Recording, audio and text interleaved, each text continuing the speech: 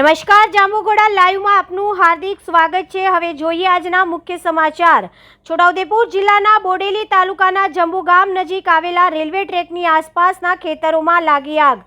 Railway ટ્રેકની બંને બાજુ આગ લાગતા ખેડૂતોના ખેતર સુધી આગ પહોંચી જતા ખેડૂતોને થયું નુકસાન તેમજ રેલવે ટ્રેકની બાજુમાં આવેલા રેફરલ હોસ્પિટલના કમ્પાઉન્ડ દિવાલ સુધી આગ પહોંચતા ખેડૂતો અને સ્થાનિક યુવકોએ આગને બુઝાવવાની પ્રક્રિયા હાથ ધરી હતી।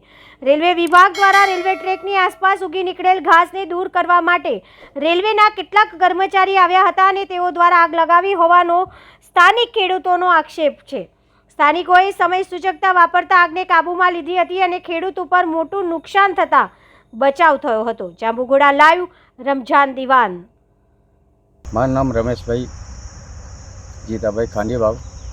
આ રેલવેવાળા છે એ સવારના કામ કરતા હતા અને આ નુકસાન હલગાવી દીધું। ત્યાં અમારા ખેતરની અંદર જે બાટવું હતું એ હલગી ગયું, પાઇપ હલગી ગયા, 500 પૂરા હતા એ હલગી ગયા, આ કનેક્શનનો વાયર હલગી ગયો અને એક ઝાડ હલગી ગયો અને હજુ હરગે જ છે। તો એનું નુકસાન કોણ આપશે?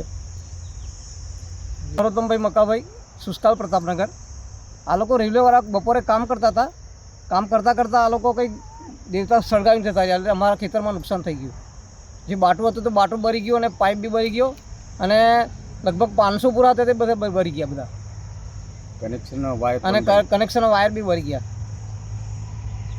બીજું શું નુકસાન છે એમાં? બીજું નુકસાન છે પૂરા હતા 500 પૂરા એ હરગી ગયા, પાઇપ હરગી ગયા। પાઇપ હરગી ગયા।